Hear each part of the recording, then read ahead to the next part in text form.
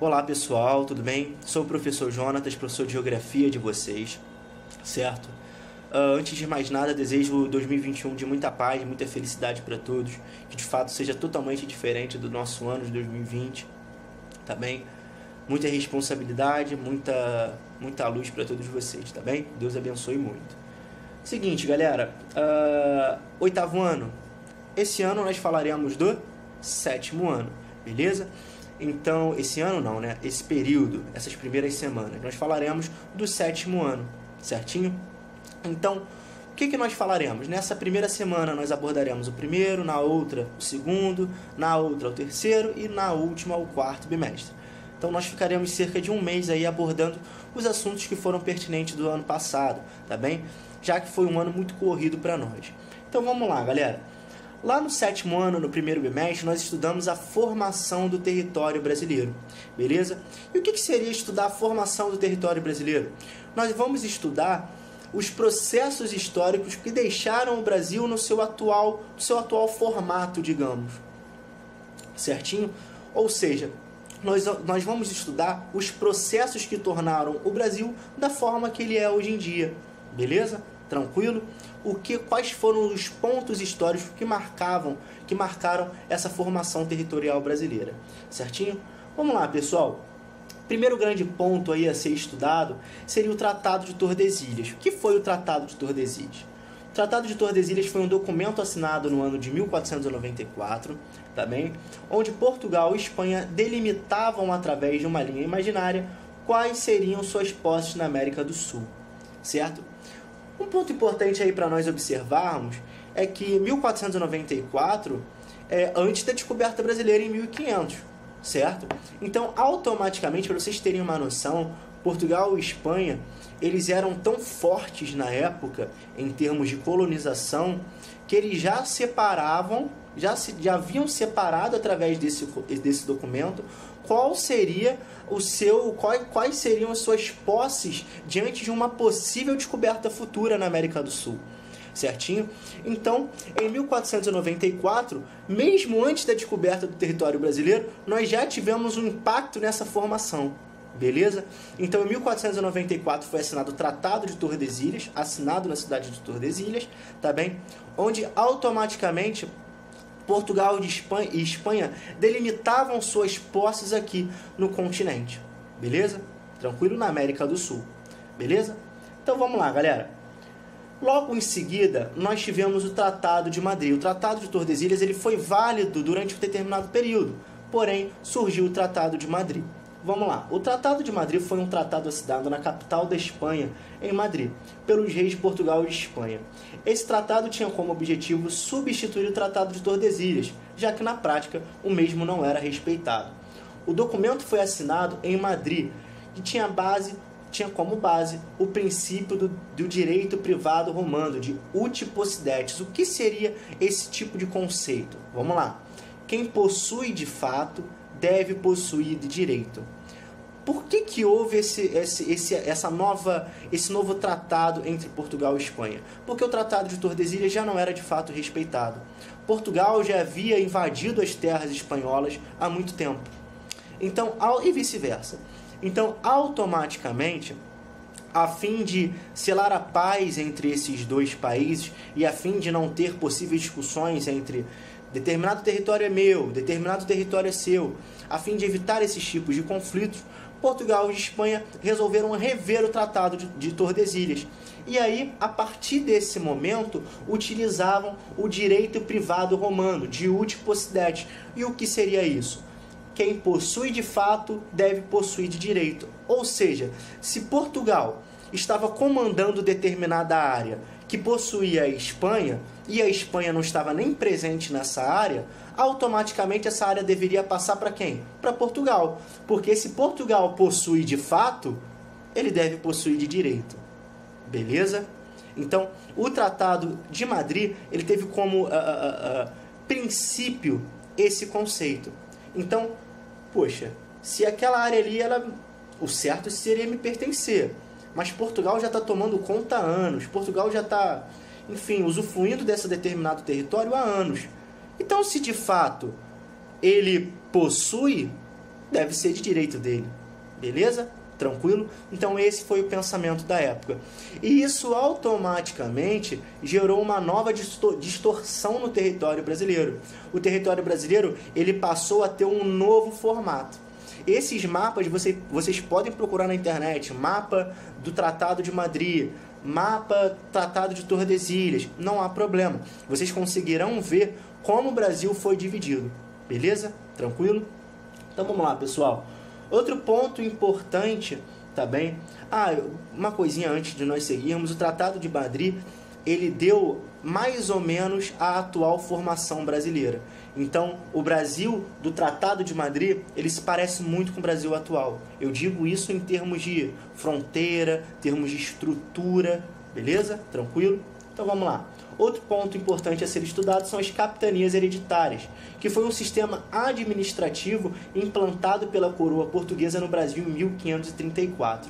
Nosso território foi dividido em faixas, e essas faixas eram concedidas a donatários, que tinham como objetivo povoar, proteger e desenvolver o local de uma forma geral. Ou seja, o Brasil ele foi subdividido em grandes faixas, em grandes lotes, e foi doado a donatários, a famílias portuguesas. Certo? Então, automaticamente, cada faixa tinha um representante, certinho? Então, isso também influenciou muito no processo de formação brasileiro. Tranquilo? Cada família tinha sua forma de ser, cada local tinha sua plantação. Então, automaticamente, esse tipo de... Enquanto as capitanias hereditárias esteve em vigor, digamos, isso acabou ocasionando determinado impacto no território brasileiro. Beleza? Então vamos lá, galera.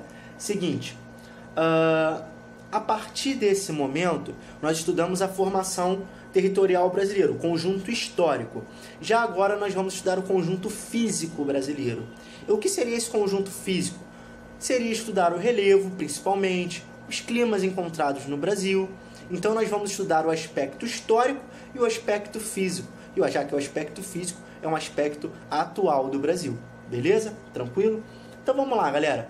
Sobre os relevos encontrados no Brasil, nós podemos citar o Planalto, Planície, Depressão e Montanhas. Beleza? E o que significa cada um? Vamos lá. A planície são áreas relativamente planas, na qual apresenta pouca variação de altitude. Portanto, uma planície é um relevo relativamente plano, não totalmente. A planície ela pode possuir pouca variação de altitude, não necessariamente ser totalmente reta. Beleza? Tranquilo? Ela pode sim possuir pouca variação de altitude. Então, são áreas relativamente planas. Beleza? Vamos lá. Planalto. Planalto são superfícies que são elevadas e planas. Portanto, se localizam em uma altitude elevada e apresentam o seu topo plano. Vamos aqui para outro conceito de relevo para vocês conseguirem entender a diferença. Já as montanhas se caracterizam por apresentar altitude elevada, assim como os planaltos, em relação às áreas ao redor, contendo cume pontiagudo. Então, o que isso significa, galera? O planalto ele tem uma altitude elevada, é um relevo relativamente plano, porém ele se situa em uma altitude elevada, ou seja, ele faz isso aqui, ó. Ele possui o seu topo reto. Beleza? É uma espécie de relevo que possui o seu topo relativamente plano. E por que ele se diferencia das montanhas? Justamente pelo seu cume, pelo seu topo. O topo das montanhas é uma espécie de cone. Beleza? Então a montanha é uma área, certinho? É um relevo que automaticamente possui uma elevação, porém o seu topo é caracterizado por apresentar um formato pontiagudo. Então, montanha é totalmente diferente de planalto. Seria extremamente necessário que vocês coloquem na internet de vocês, ou na apostila mesmo tem, exemplos também de terrenos relativamente que são formados por planaltos. beleza? E também por montanhas. Vocês vão conseguir perceber a diferença. Mas é basicamente isso, pessoal. O formato de uma montanha, ele é mais voltado para o formato de um cone. Por quê? Por conta do seu cume. O seu cume, ele é um topo formato pontiagudo. Já o planalto, ele possui uma elevada altitude, já o seu topo é um topo reto, beleza? É um plano no alto. Olha só o que o nome nos traz, planalto, um plano no alto, em uma elevada altitude. Já a montanha é diferente. E o que diferencia um ao outro, claro, é justamente a sua altitude. As montanhas, de fato, são enormes, só que automaticamente também é o cume, o topo desse relevo, que diferencia dos demais, beleza? E outro ponto muito importante é a depressão, que são áreas que possuem uma espécie de afundamento. Portanto, a altitude desse local, ela é uma altitude menor em relação aos locais ao seu redor, beleza? Então, depressão é quando nós temos uma área relativamente plana e aí nós temos uma espécie de afundamento, beleza? E aí, depois, nós temos o relevo plano normal, conforme nós temos, beleza? Então, depressão é uma espécie de afundamento em uma determinada área, tranquilo? É quando nós temos uma altitude menor em relação às áreas ao redor, beleza? Tranquilo, galera? E outro ponto importante abordado foram os climas encontrados no Brasil: tropical, subtropical, semiárido, tropical de altitude e equatorial, tá bem? Cada um possui sua característica própria. Vamos lá. Tropical. As características deste clima em questão são simples, pois é o clima encontrado aqui no nosso estado, no Rio de Janeiro. Tranquilo? O clima tropical tem como principal característica apresentar um verão quente e úmido e um inverno com a média de temperatura um pouco menor e seco. Ou seja, pessoal, nós temos aqui no Rio de Janeiro um verão como característica extremamente quente, como nós estamos vendo, né? Um verão extremamente quente, certo? E além disso, nós temos um verão úmido. O que isso significa? Sabe aquelas chuvas ao longo da tarde, que por muitas vezes ocasionam enchente? Então, nós temos sim um verão quente e úmido. Já no inverno nós temos uma queda na temperatura, não chega a ser frio, né? O frio para o carioca é diferente para o restante do Brasil. Então, nós não temos a presença de frio, mas nós temos a queda na temperatura e também uma queda na umidade. Nós temos uma queda no índice de chuva relacionado ao clima tropical, beleza? Então, automaticamente, nós temos um verão quente e úmido e um inverno frio, entre aspas, e seco, beleza? Tranquilo? Vamos lá. E já no clima subtropical, nós temos como principais características as estações bem definidas e as chuvas que são bem distribuídas ao longo do ano. O que seriam estações bem definidas, professor? Bem simples, pessoal. Estações bem definidas. Quando nós falamos de um verão bem definido, nós falamos de um verão quente. Quando nós falamos de um inverno bem definido, nós falamos de um inverno frio, rigoroso. Portanto, essa região, esse clima subtropical, ele está presente somente no sul, tá? Somente para deixar vocês cientes. Então, é justamente no sul que a gente tem um inverno mais rigoroso. Nós não temos as estações bem definidas, então, automaticamente, nós temos, por exemplo, neve no sul, geada. Então, automaticamente, são estações bem definidas, ou seja, estações que respeitam as suas principais características. Beleza? Tranquilo? E as chuvas bem distribuídas ao longo do ano também é uma característica do clima subtropical, tá bem? E o que isso significa? Significa que no verão nós temos um determinado índice pluviométrico, no outono também, no inverno também, e eles não, digamos, se separam muito do outro, eles seguem um padrão. Então, essas chuvas, elas são bem distribuídas, elas obedecem um determinado padrão ao longo do ano. Beleza? Outro clima encontrado no Brasil é o clima semiárido. O clima semiárido tem como principal característica sua elevada temperatura. Outro fato marcante são as chuvas escassas e mal distribuídas, com longos períodos de seca. Esse clima é encontrado no Nordeste brasileiro e é o clima mais quente encontrado no Brasil. Beleza, pessoal? Ou seja, é resumido em bastante calor esse clima, em um calor muito acentuado, com pouquíssima presença de chuva, tá bem? as chuvas são muito mal distribuídas e são, digamos assim, muito raras. Tá bem? Então nós temos a presença de seca no Nordeste brasileiro, justamente uma característica desse clima semiárido, beleza? Outro clima encontrado no Brasil é o clima tropical de altitude, que é muito parecido com o clima tropical, só que há uma queda na sua temperatura, na sua média de temperatura, justamente por quê? Por conta da altitude. Certinho? Quanto maior a altitude, menor a temperatura. Portanto, se nós temos o clima tropical de altitude, nós temos um clima que obedece às características do clima tropical. Porém, a temperatura encontrada nesse tipo de clima é uma temperatura menor, justamente por onde ele ocorre, em altitudes elevadas. Beleza?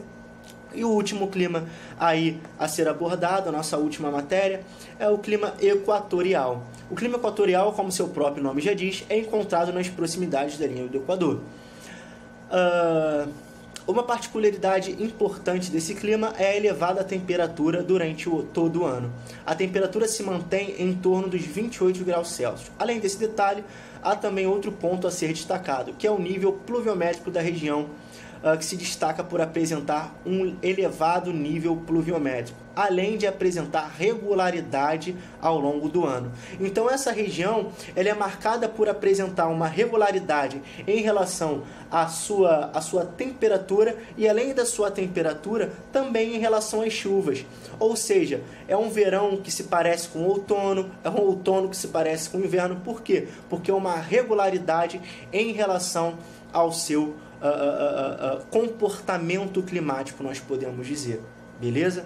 Há uma regularidade em relação ao seu inverno, há uma regularidade em relação às chuvas, há uma regularidade em relação ao verão, enfim, há uma regularidade em relação ao calor dessa região, à temperatura. Então, por conta disso, sua principal característica é justamente a regularidade. Tranquilo? Espero que tenha ficado claro, espero que eu tenha sido claro, tá bem, pessoal? Qualquer dúvida eu estou à disposição de vocês, beleza? Um grande abraço.